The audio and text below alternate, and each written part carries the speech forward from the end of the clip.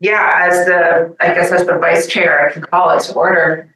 Are we already online? We're online. Okay. We're doing online. I'll let me just double check, but I don't think there's anyone online. No, it's supposed to be one. Yeah, so Okay. we've been through smoothly, so nothing bad. All right, well, I mean, I can pull up the agenda that Rebecca sent out. And the first thing would be the minutes. And the first thing will be voting to approve your minutes.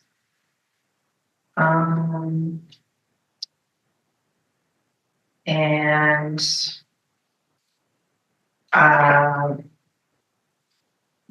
do I hear a motion to approve the minutes from the last meeting? Yes, I move to approve the minutes from the last meeting. Okay, I'll second that.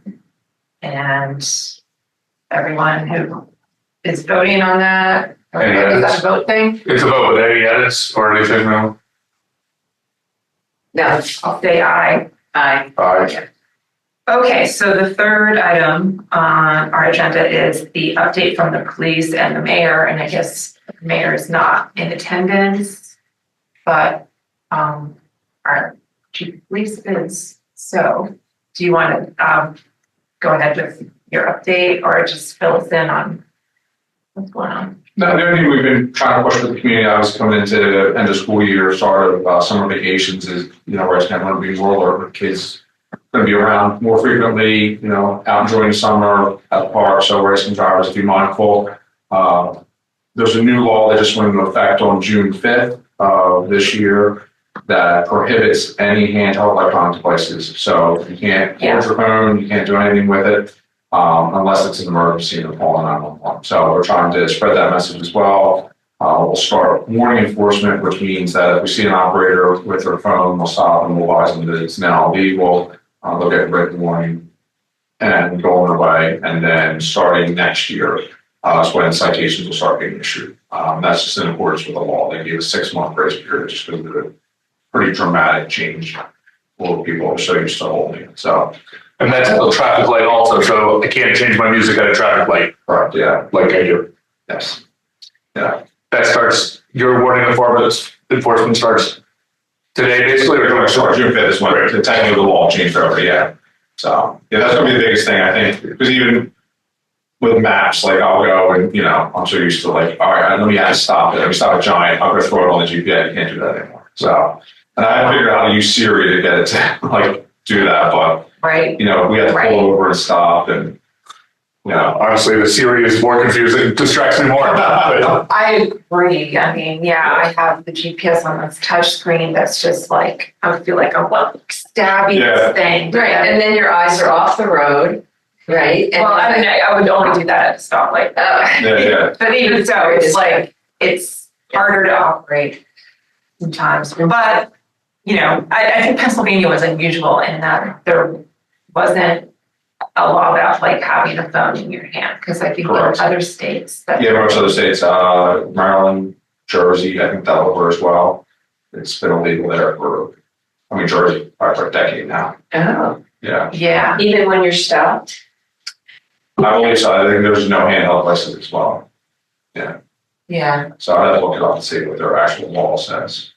But yeah, Pennsylvania was only doing it. We were not complaining is the right word, expressed frustration with the law that they passed for two-way communications with cell phones. So up until now, drivers were prohibited from engaging in like two-way text communications or doing things like searching things online or whatever. But there's no way as a police officer you drive by and see somebody holding You their can't phone. force that. Yeah, they're allowed to use it for their maps. They're allowed to use it for phone calls and everything else. So it was so difficult to try to enforce that law. So this is a lot better for us. I think it goes to Because the it's a visual. it goes to the root of the problem, which is people are distracted by, I Yeah. was at the bus stop the other day, just before the law, it was actually the third, because I looked at it because, I watched this person drive by holding their phone. Now, they weren't on FaceTime, which has always been illegal, but they were holding their phone up as they're driving in front of their face. I was like, Right. So- Yeah. but Yeah. So I have a question about a watch.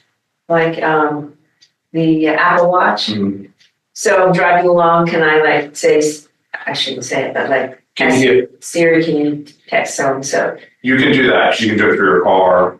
So you could, like I can send text messages to my car Or if I'm talking into my wrist, so it only prohibits handheld. So I think you're okay at that point. Okay. Now, there has always been a obstruction to driving mechanism is the name of the vehicle code violation. So there's always been something inherent in the vehicle code that says if something interferes with your ability to drive a car, it's illegal. Again, we're getting a little bit more of a gray there. So I guess if you're sitting there like this, right? we could say, okay, well, you're not safely driving a car. Okay. But for the most part, I think if you just said, hey, you can send a text message, that would definitely do it. Okay. We would recommend trying to hook it up to the car. That seems to be the best way, because this way you're not like, moving your arm or doing something else. Yeah. Yeah, I will have to figure out how to do that now. Yeah, it's a little confusing. It is. But yeah, no, this is safer for everybody. And any other thoughts about it? Because, since traffic is one of our biggest complaint areas,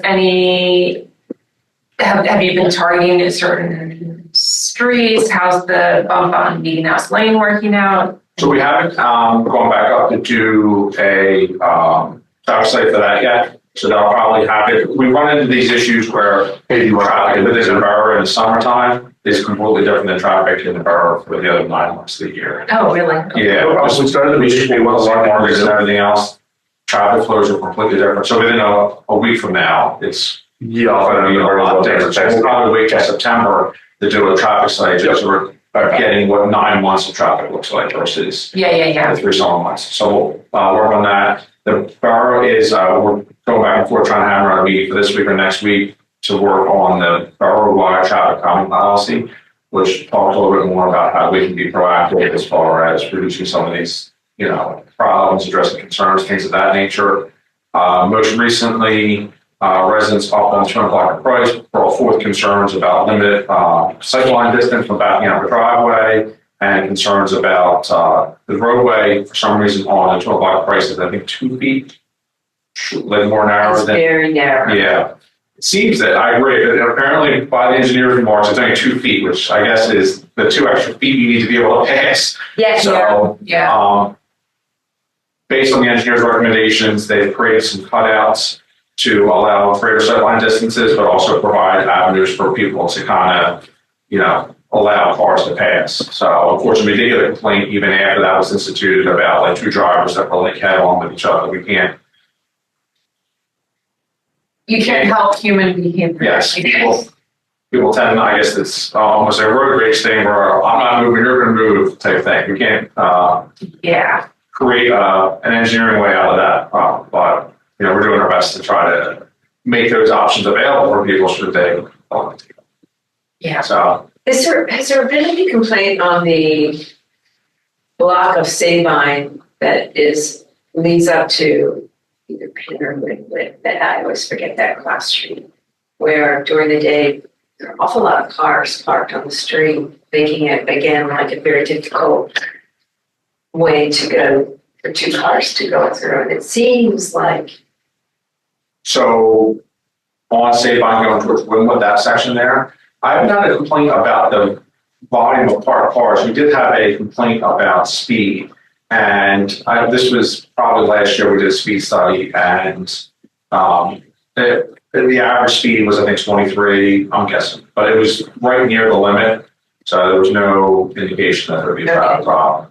So now, I will say that's probably one of the higher speed things we got. I'll be honest, we had some dip in that 18, 19 range for most of the streets because we are narrow and we have parked cars and everything else. But again, that's a double-edged sword because the roadways are narrow and we have cars parked. So people are traveling slower, but then that enhances the perception of, from a pedestrian point of view, that cars are going fast. If that makes sense. Because the roadway is narrow, it makes it seem like the cars are going by so fast because we'll go out there and someone, we have this, people are going 35, 40 miles an hour and then we'll do the speed study and I think highest speed will get it's like, 32 or something, and that's like outlier. Yeah.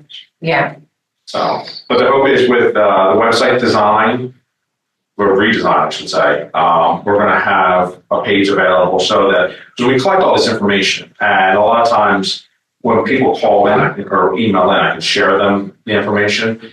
We wanna make it publicly available for anybody. So if a resident's like, hey, what have they done on Sabine? Well, here you can see that, 2 years ago, we did a traffic study, here's the number of vehicles, here's the speed and everything else. So once the website's up, we want to make that publicly available for everybody, just to, give a little more information. I think that's a good By the way, thing. that Rebecca, it looks like is on online, just so. Oh, okay. I didn't admit, didn't know that.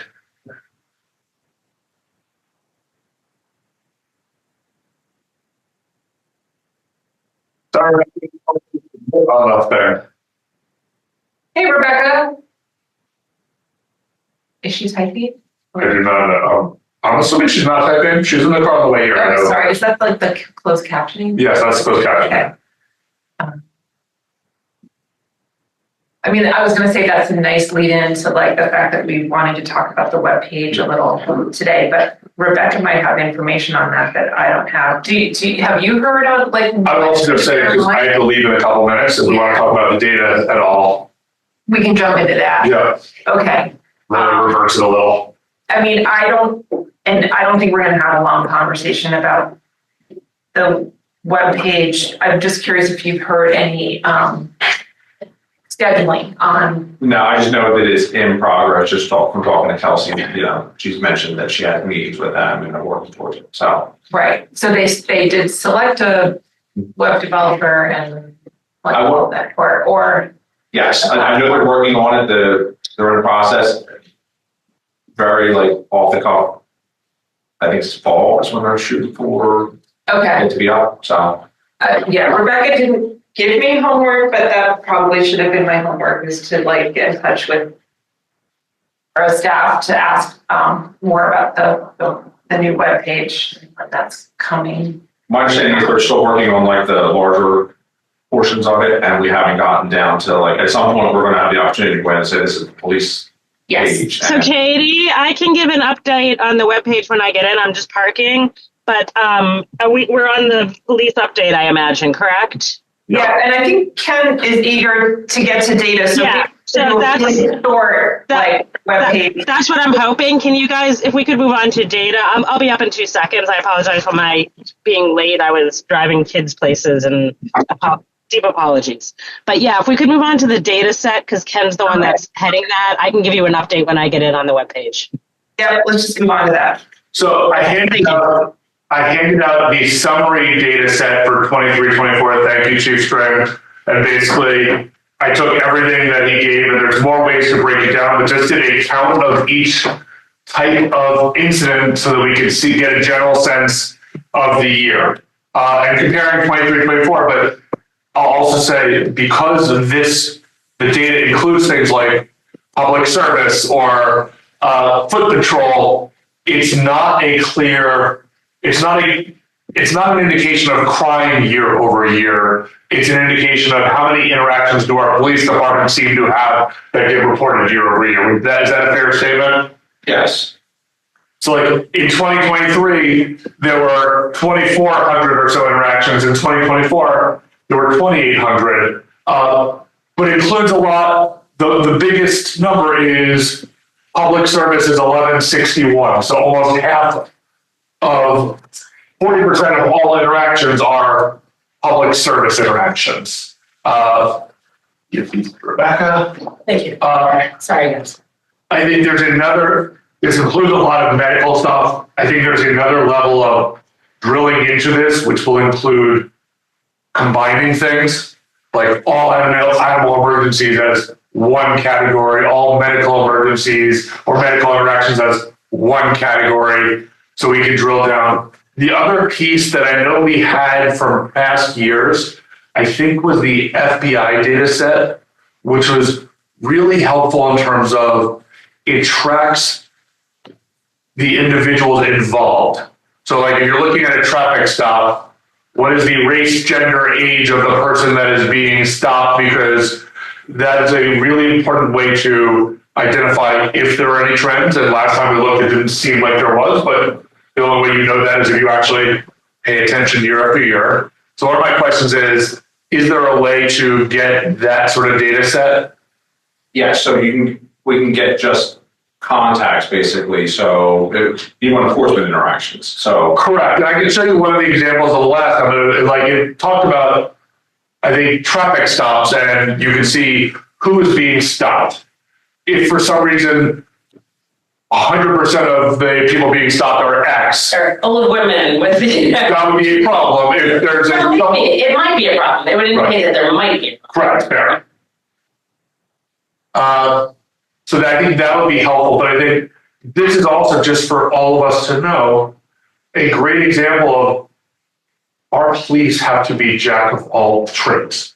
Like there is literally, we have disabled buildings, we have dizziness, overdose, suicide, threats on in 1 year suicide attempt, fire investigations, gas odor, general weakness. I love some of these. Well, I'm curious about 12 head injuries? Is that what they have, That's right? including EMT call outs, like for police. So it would only be a ambulance call which a police officer responded to. Right. And so what triggers a police officer needing to be there with it? Generally, we're always going to go unless we're tied on something else or it's, I'm trying to think of something very minor. Maybe though, Sorry. maybe they wouldn't notify us, but for the most part, we always want to go this way because we have oxygen, we have an AED, we have first aid, we're trained in basic first aid care. So we can provide some sort of, treatment for them. Because the other thing, I don't know if you had the opportunity to hear about Davey when it came to public health and safety. He expressed the stress that they're under because of the hospital systems and everything else, and their response times, unfortunately, are going up. Is that North Ambulance? Yes, because I forget what he said, so please don't quote me, but their crews are spending like half an hour sometimes at the hospital because they can't get the patient off their litter into the ER bed because the ERs are so packed and everything else. So all that said is now we're seeing a longer time for ambulances to get in. So we don't want somebody, now obviously a head injury, we want to be there right away, but even if someone has, a cut or something, we have Band-Aids, we can go help them. So we're going to go generally most of the time just to provide some support. But you're right, Kat, it's like they truly are. Right, and which is as it should be, but it also talks about some of the different needs, like of what we need to look. And back, I can't remember if you remember what I said. One of my next iterations of this, I think, is really adding a column that just is the overall generalization of animal, medical, threat, suspicion, like something thereof, so we can really look at. But when we look at this, two of the largest thing is public service, and there are like different versions of that. There was foot patrol also, which is more generic to like there's a lot. Actually, foot patrol, 406 is still really large.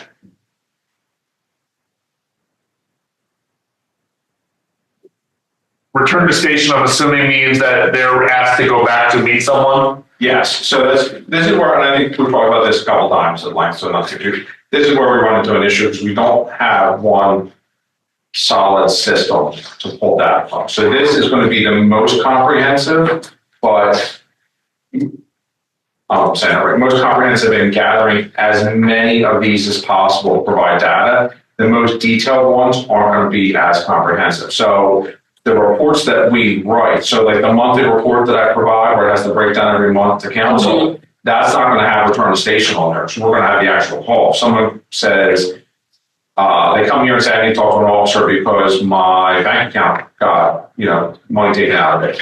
It'll be reported as a fraud on that.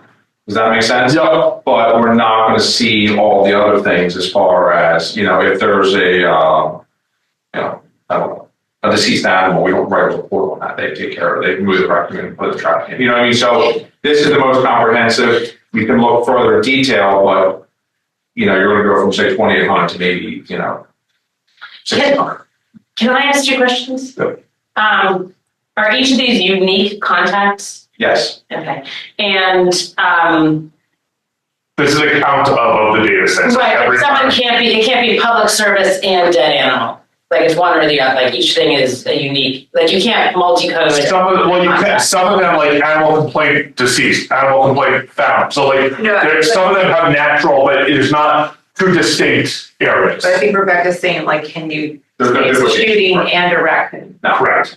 There's not like, it's just, Call that for one thing. some of them have. Each file has a single Yeah. so 2,800 with the number of county. Times the- Yes, so what I can tell you is that the public service got put in because there was a dead raccoon in the street. Right. So they, That's sometimes fine. things get miscoded and things of that nature. So there's not double counting, Correct. as in like a dead animal is also called something, deceased animal is also not called public service. Correct, because it, so Ken's got the roll data, it'll have the date, time, down to the second of the dispatch that's associated with each one of these. So there won't be any, duplications of dead animal, public service, roadway hazard, like something else. It doesn't all occur, it's just one. To the point of Ken's correct observation, you guys that are really jacks of all trade, generalists about community response, which we're incredibly fortunate to have a great team right now. Is there anything that you guys respond to, like looking at this array, that you feel is truly not in your call of duty? Not just the eye roll of like, oh, I should do this yet, but like, I mean, I would venture to say, if I had a third party with me, that they rode around the day with us, they would go, well, that's not a police matter, that's not a police matter. And those are the things where maybe somebody comes in and says, hey, my cell phone is not working, I don't know what to do. You know what I mean? And those things aren't countable. Those people that come in. Are they police matters? No. Are they community service issues? Yes. And those are the things. So to your point, if we say police matter, I think there's a fair amount of things that are logged on here that we do every day that really aren't police matters, but the community enhancement. well, so, obviously your job description was both as police chief and I can't remember if it was public health and safety or what the exact title was or is. So it was conceived as a broader role. So I'm not, obviously not all these are armed responses, but to the point that we're the liaison between the public and you and the mayor, like you have direct communication, but is there anything that you guys are responding to that falls into that category of community service that you feel should really be punted someplace else?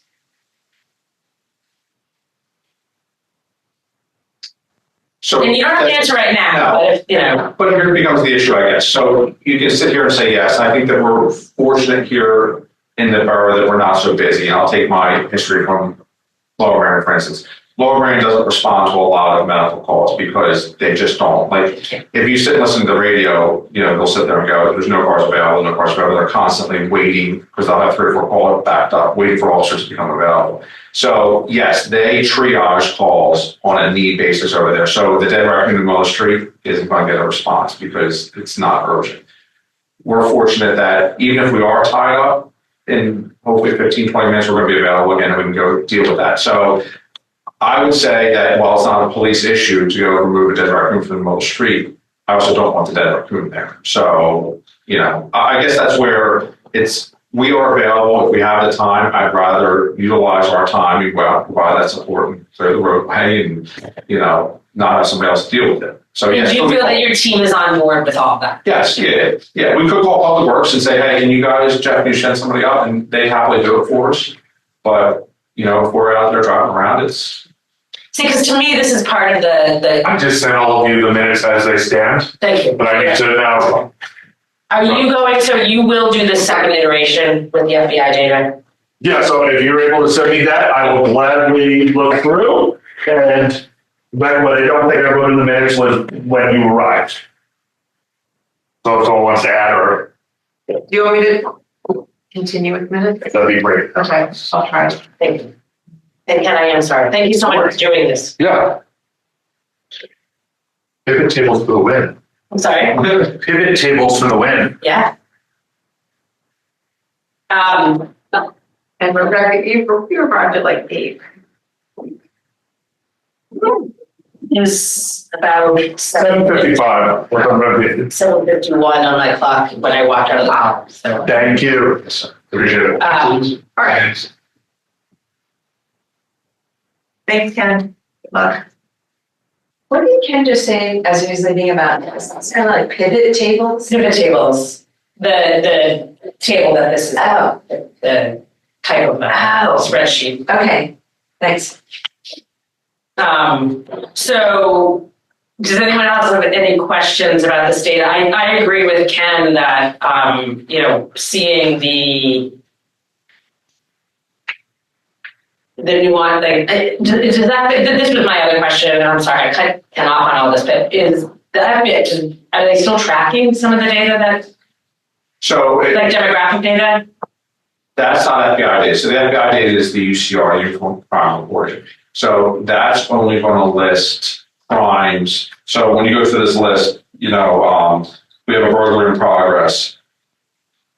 If there was actually a burglary, that gets reported to the FBI. So assaults, property crimes, thefts, things of that nature. So those won't have the details again. So that's Where did we get those details last year, I guess? So he's saying FBI, but that's not the right source. that's our reporting system. So we go through and we document that when we conduct a traffic stop, when there's a citation. Okay, so that's the data that we need to be able to compare. Yeah. Okay, Yeah, I know what you need, I can get it, yes. okay, great, So, thank and you. I'll give you the FBI data as well, this way. Okay. But that's just gonna be, Thank you for translating. yeah, we're fortunate that, like, if you look at our UCR, we might have 150, maybe not even that many, Part 1 crimes in a year or so. We have a lot of serious crimes. Great. Yeah, no, so you do a great job reporting every month, and obviously Borough Council sees it, you communicate with the mayor, like, all that's great. And doing this annual big picture review, we appreciate you collecting that data for us to do. Absolutely. Okay. And I'm gonna let you keep, since you were running the meeting, if I'll just keep running it, that would be great. yeah, I just had one other question. This remind me, maybe you said this, these are county codes? Yes. Okay. Do you and the officers feel like if you had a wish list of like codes you could add or something? Do you feel like something, that's why like a lot of things are getting logged into like public service because there isn't a code for it, or? A lot of times that's going to be, so that might be us just going out saying, hey, we'll be out talking to residents, or somebody flagging me down, lost motor, things of that nature. Those get classified. So to sit there and Yeah. drill down on all those, there's no value to it. It's not a huge, okay. Yeah, because this is, there's more than this sometimes. Like I get shocked every now and again at protocol, like, well, I didn't know that existed, low flying aircraft, like, oh, wow, they're good for that. Yeah, no, I know, and to try to change something at the county level is like, That's not. It's also like that balance between what is useful and what makes sense administratively. Mm-hmm. Like I always, that comes up in so many conversations. And while some of the data is useful, like what is the role? Do we want to tax our public service folks with having to spend that, Yeah. time and data versus public facing stuff? okay, so just moving back in the action items, we touched briefly on it because I asked Chief String if he had any idea of like the web page build out timeline, but Rebecca, was there something else you wanted to bring up with regard to The webpage. the webpage? The two things I want to say is one, no, there isn't. The last public health and safety meeting was canceled. I'll be going on Friday. And so if there is any update, I will get it to you, or to all of you. The update that I wanted to give on it was I confirmed my reading of the Sunshine Act with the solicitor. And so it's fine for us to discuss the content of the webpage outside the context of this meeting, even if it's with more than one of us. So like the webpage, we can have this conversation in a Google Doc because it's not about changing policy, it's about accumulating data. So it's like an okay thing for us to discuss out of public meeting. Okay, Like ordinarily, it's like you can't discuss things with the quorum outside a public meeting. So we should proceed to build this out as we were discussing through Google Doc okay. and through email communication to try to get it where we want it. Oh, okay, all right, Okay. that's good to confirm. Yeah, so we don't have to sit here, you know, unless it's helpful to, but we don't need to do it in here. Mhm.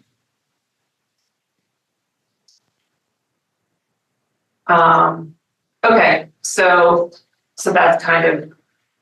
So if you That's could all lead us- in development. That's in development, and if you could continue to lead us through that process so Okay, that it is ready when they ask for it, that would be great. okay. All right, well, I think then we can move on to discussing, your memo, which you sent out. So I sent it all, you guys all saw the copy of it, correct? I think I had to like resend it, I apologize for the second email. There's nothing major, I had hoped it would be discussed last month so that we could get things rolling, meeting was canceled, it'll be discussed on Friday, so. There's nothing to add to that unfortunately at this point. Oh, the, public health. Public health and safety makes recommendations and then it gets reported to, if there is anything that needs to get passed to, or council, it happens at the next meeting. Okay.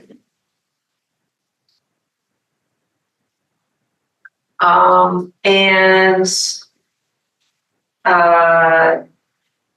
community facing contact, that was something you called for in the memo, or that's? No, that's a separate discussion item. Part of our mission is to be communicating, with the public. And we had rewritten the charge, I don't have the exact words in front of me, but we had rewritten the charge so that we weren't party planners.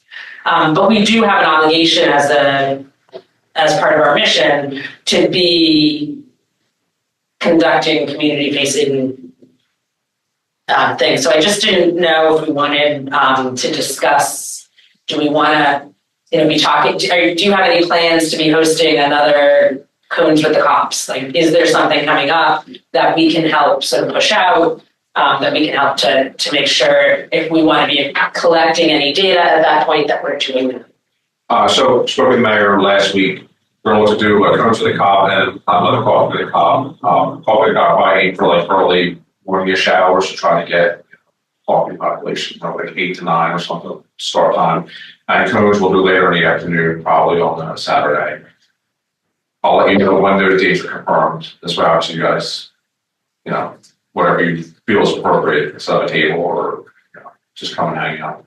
Okay.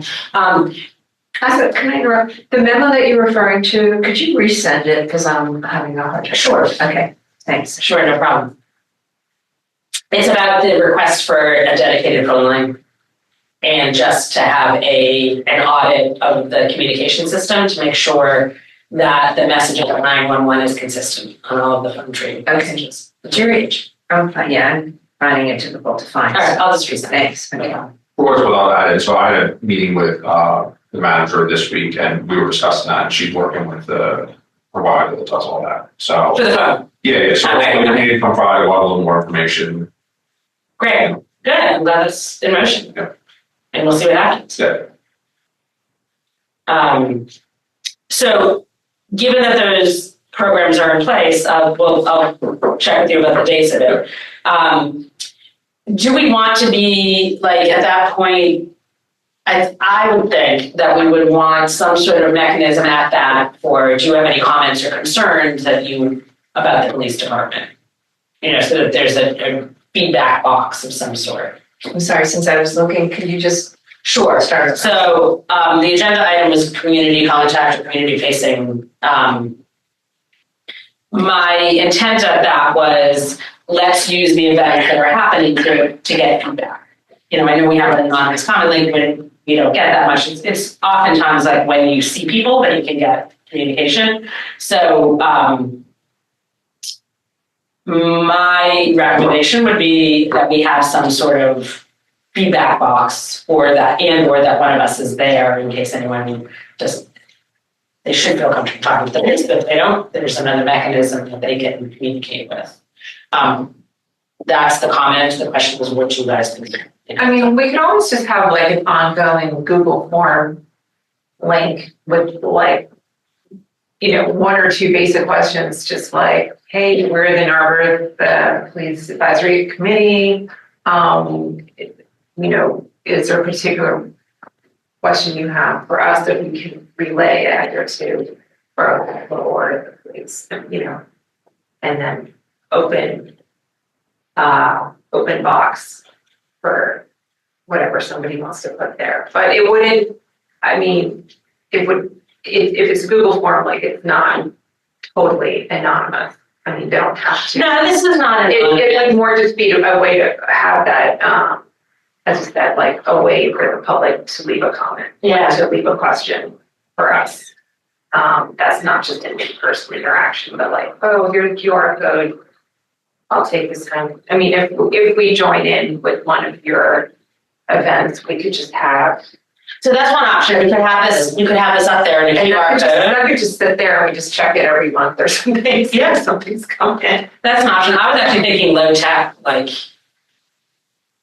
half sheets of paper. Do you have any comments or concerns? In a shoebox with a slot in it. Oh, yeah, for sure, yeah. I mean, I'm doing really well. yeah. No, I would think I think we should have that too. Okay. And then maybe paste to the side of the box the QR code so that if somebody's like, I don't really feel like writing something out right now, I'll just.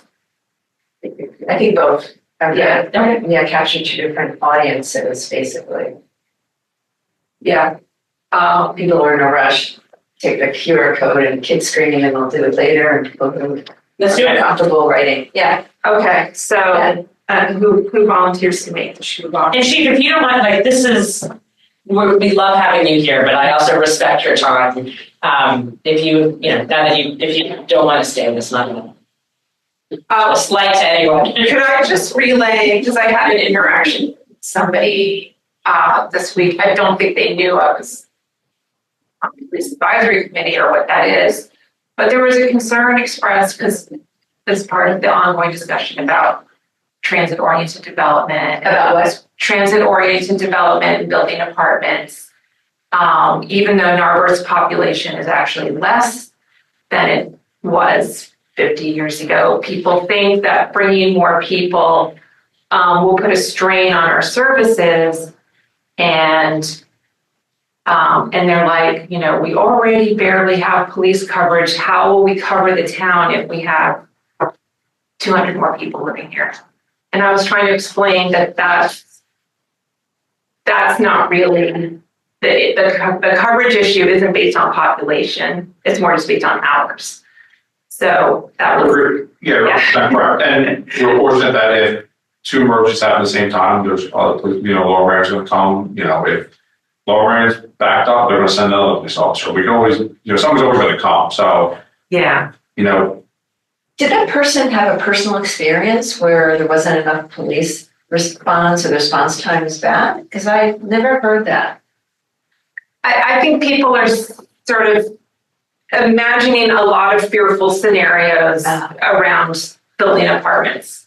So Okay. this was one of them. It's Ah. like Okay. our police are already, their impression was our police are already like struggling to cover the borough. But what I was kind of saying is like, I don't think it matters if the borough has 3,000 residents or 5,000. We're still going to have probably the same number of police officers because that's based more on like your scheduling. yeah, agreed. It's So not, yeah, police department's not structured to be self-supporting completely entirely. That's why, you know, we have the MOU with Laurel Marion, and that's been the intent for 50 years, whatever it's been. yeah, So that, you know, we maintain staffing to provide, you know, the best service level possible with the understanding that it's captured and we fill in with, you know, instead of like some agencies use part-time officers, we use Laurel Marion officers. yeah, So, I mean, it's the same theory, like you go to the agency that hires part-time, they're out recruiting or paying people, we just, instead of paying part-time people, we pay Laurel Marion. sure, Right. sure. But it's not like staffing is pegged to population. So every time we add another 500 people, we're like, we need another 0.5 officers according to the quote. Like that's not, So those numbers exist out there, and they are a little bit of a misnomer. Yeah. So the way it operates is it's a geographical basis. So the northeast region of the United States is all lumped together. And then it tells you if your population's under, and I don't remember, but it's like, say, 100,000, this is what you should have 1.3 officers per 10,000, whatever. So Oh, yeah. those numbers exist. They don't accurately represent a lot of the departments around here. So, Yeah, and I can tell you that if you run studies just going down Route 30, you're going to get like these dips and valleys on people maintaining that staffing level as far as number of officers per 1,000. Let me ask you just pointed so that if you wanted to respond, you could. If there were 3 more apartment buildings in Narberth, would the police force be overtaxed? No. So there's always going to be somebody here. So. right. Does it matter the size of those apartment buildings? No, I mean, if we get into, let's say, like you're building one of those 300 unit complexes, probably not appropriate to call out different ones that I've dealt with in Lower Merion, but they're all ones there where it becomes a tax on, like they're huge buildings and there's a lot of criminal activity that become associated with it. Like if we had something like that, then that would be an issue. I don't think Narberth is. I don't think there's room for a 300 unit. No, of course not. Yeah, no, that would be the only time, like, is there, I wouldn't want to go on record saying never will this happen. Yeah. If someone builds some 50-story thing, like, that could be a problem. Okay. Yeah, nothing that we're looking to go being, 3 or 4 stories, like if we go up to 4 stories, that's not gonna overtax, X unit apartment building, it's not gonna overtax. the planning commission is going to be more concerned about than the police department will be before, there's an issue. All right, well, thank you. Yeah, no, it just came up as something I hadn't thought about. Right, but I appreciate you asking to get the facts, that's a good role for. Actually, playing devil's advocate, it's not a completely unusual way of thinking. Mhm. Right? A higher percentage of people is a tax on all services in general. And then it just means that there needs to be a better, deeper conversation. And most people just in generally are thinking along, well, what makes it makes sense that more people means like more activity of all kinds. Like, look at the list, there's going to be more animals, there's going to be more pets, there's going to be more medical. So the natural assumption, I would be one of those people that would assume, oh, I never thought about that. A lot more people would mean maybe we need more police until we understand the relationship with how the police structure, the support structures is supported by Lower Merion Township, and then everything you just said. I never thought about until I just heard it just now. So I just think it means that, and maybe if one person voiced that concern, there are many more people who are not voicing it and have it, and we can address it in some way at some open meeting or some different meetings. Yeah, I mean, I think if us on the committee hear kind of things out there that maybe wouldn't have occurred to us, because that would not have been a question in my mind or a concern. And so it's easy for me sometimes to be like, but that's not a real concern, But when you dig into it, like, it does represent somebody's perception or perspective or past experience in another town or something. You never know where they're coming from. So I think it's fair for us to bring those here where we can discuss them and bounce them off that you. Absolutely. I don't think there's anything unreasonable about the ways of thinking about that, and I appreciate you getting an informed answer to give that. So to go back, so that's another way we can interact with the public is like keep our ear to the ground.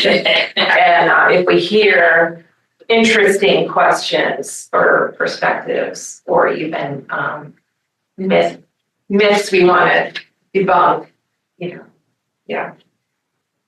So back to the agenda. I guess there's no one from the community here. Anyone else online?